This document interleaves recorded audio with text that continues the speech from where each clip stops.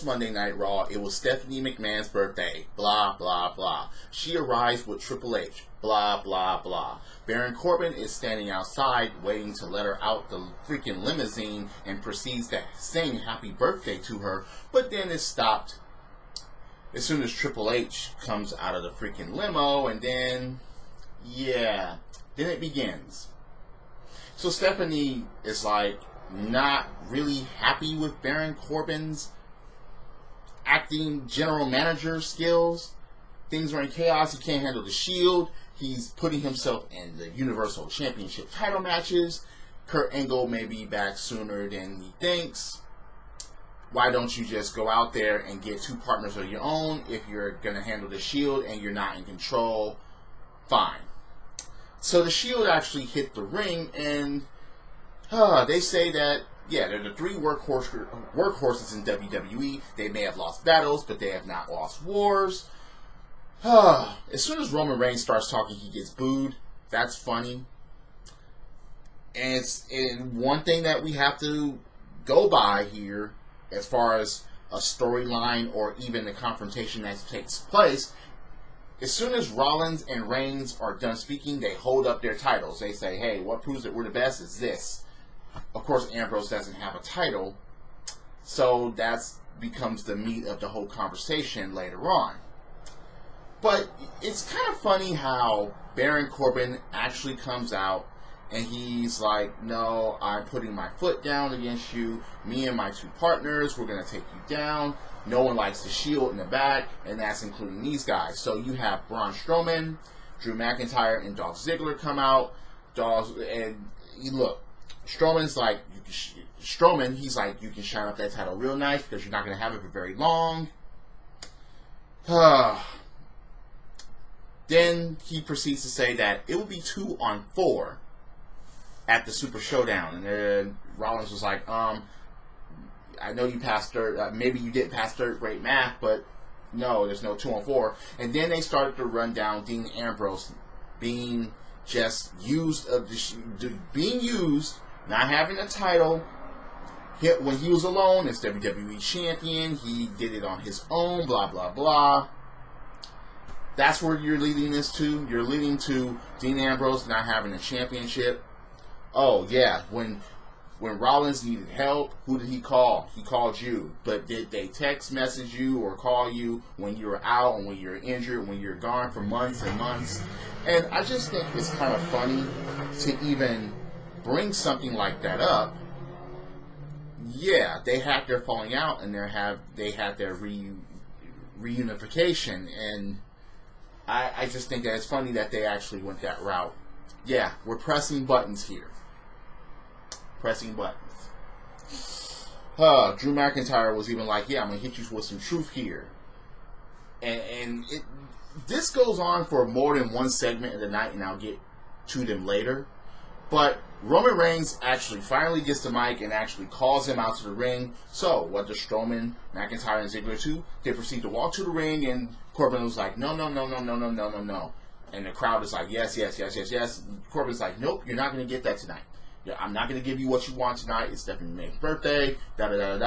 You 2 need to defend your titles tonight. And the Shield, yeah, I'll take care of you later tonight. And I'm just like, yeah, fine.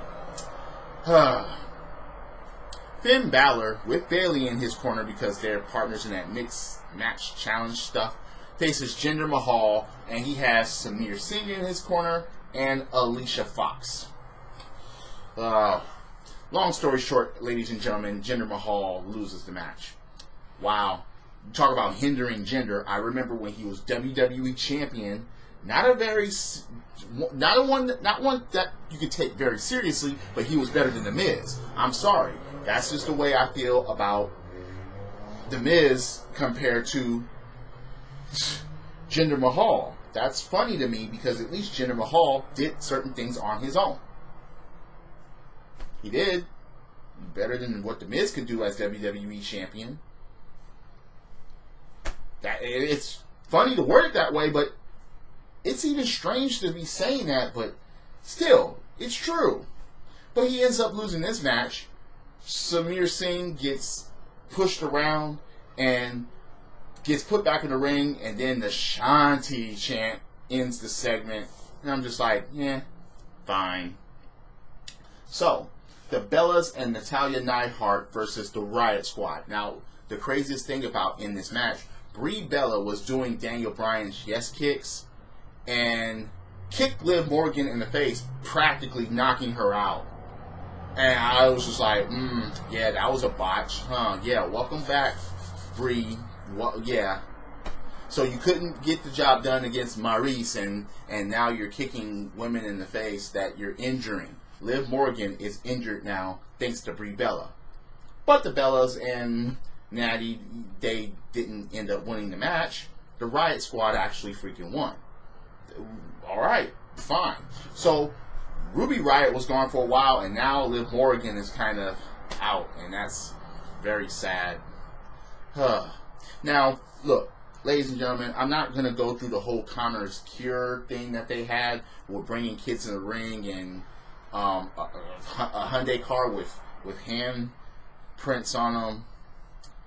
I'm not going to go through all that because Triple H and Steph was in the ring and they had the whole Raw roster on the stage, but I will say this. Fuck cancer.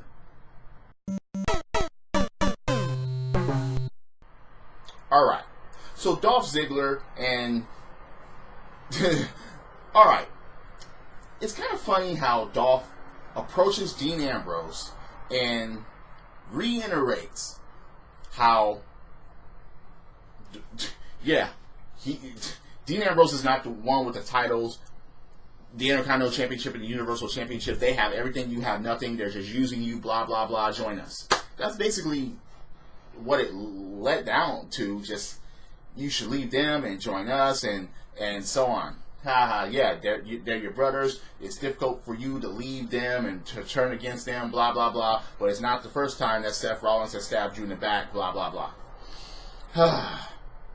Connor of the Ascension versus Chad Gable. Connor actually wins the match against Chad Gable.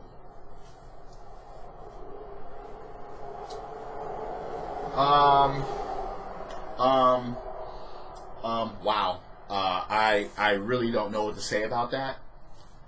I really don't know I don't know how else to go from there. I don't know how else to put that. That's just, wow. You talk about being unpredictable? Well, that was it. Because I would have never predicted that Connor would beat Chad Gable. Not in this situation. It's just, right. I don't know. Kind of funny how Jason Jordan was mentioned in a segment with Dolph Ziggler and Dean Ambrose, and now you have Chad Gable losing the match. Yeah, fun. Triple H and Stephanie McMahon are about to leave when Triple H is stopped and asks about his match against The Undertaker at the damn Super Showdown. Triple H was like, okay, Undertaker, yeah, worried about a suit? I'm not going to be wearing a suit in that ring.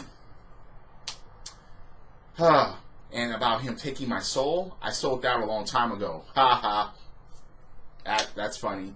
And the end of for The Undertaker, the end is near. And well, what do you know? Shawn Michaels is going to be in attendance next week at Raw. Now, funny, yeah. So the Revival finally get a damn tag team championship match, and it shouldn't have even been against these guys. It shouldn't have been against Dolph Ziggler and Drew McIntyre. Good match though, but Drew McIntyre and Dolph Ziggler win, they retain, that's fine. Oh well. We saw that coming. Why couldn't they have the Revival have the belts until tonight? Yeah, I really thought that the Revival would get their chance against the B team, win the belts, and then if you would have had Drew McIntyre, Dolph Ziggler, and Braun Strowman formed as a cohesive unit, they could have won the championships tonight. They could have had the Revival had something at least, but the Revival, yeah. And where's the B team? Gone. Nowhere, no blip on the radar, nowhere to be found. Matt Hardy, Bray Wyatt, gone. So much for this tag team division. Seriously. Well, at least you got Connor winning matches of the Ascension. I don't know. It's just it's just ridiculous to me. The tag team division is nowhere. It's just ugh. So Elias actually introduces Kevin Owens for the Kevin Owens show, and that actually takes place. Long story short, this was about Leo Rush introducing Bobby Lashley. I'm just like, this is just a waste of a segment, waste of time. End this as soon as possible, and they didn't. Lashley actually beats Elias by DQ because of Kevin Owens attacking him, and Kevin Owens had it. Leo Rush up for a powerbomb and gets saved by Bobby Lashley, and I'm just like, please, no, just no. It's funny how Bobby Lashley was a number one well, he, in my opinion, he should be going for the Universal Championship. He had beat Roman Reigns and then lost another match against Roman Reigns for the number one contendership. And now, Lashley, gone. I would have been happy if Leo Rush would have gotten powerbombed. Even against that apron, that would have been, I would have been, you know what, I wish no ill to these people, but at least that would have got people emotionally involved. Nobody freaking cares otherwise.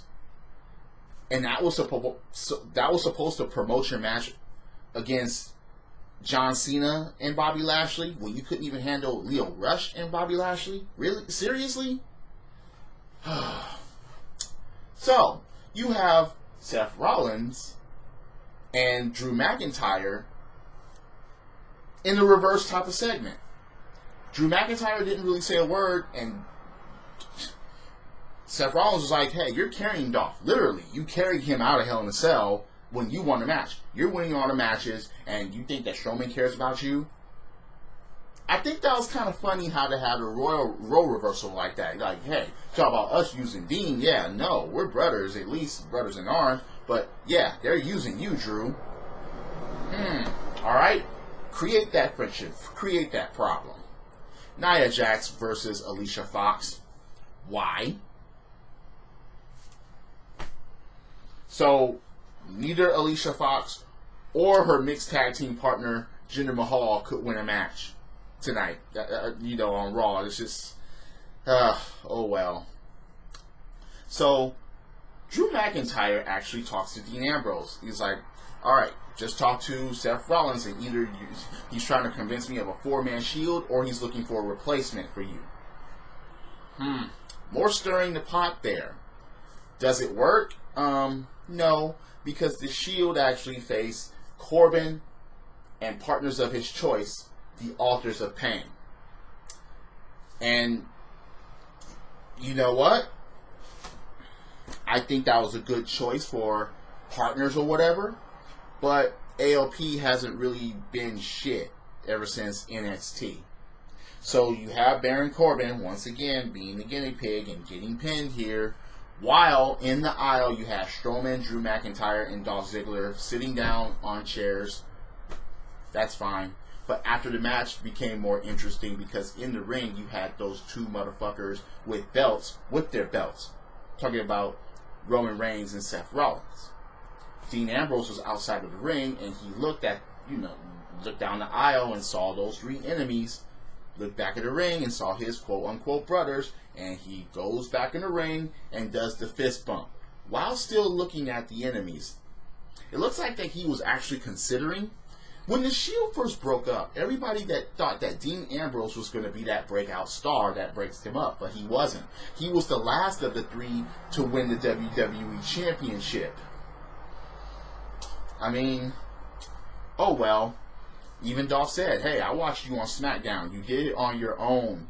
I thought he won the WWE Championship and got drafted to SmackDown during that Superstar shake-up split, brand split shit. I mean, anyway, that was Raw. Do you think that my opinions are full of shit? Please comment below if you do think so. Or if you agree to disagree, please comment below. Hit that like button, hit subscribe, set up those notifications with that bell down there. Are you excited for this super showdown that's coming up? I'm not. No, I'm just like, And even though you do have titles on the line, but still, And I'll do more ranting on my prediction video about that show, most likely in a week from now. Drop kicks, body slams, throw motherfuckers over the top rope, both feet hitting the floor. Yes, I'm a wrestling fan. This is the theme, and the theme is go. Credits.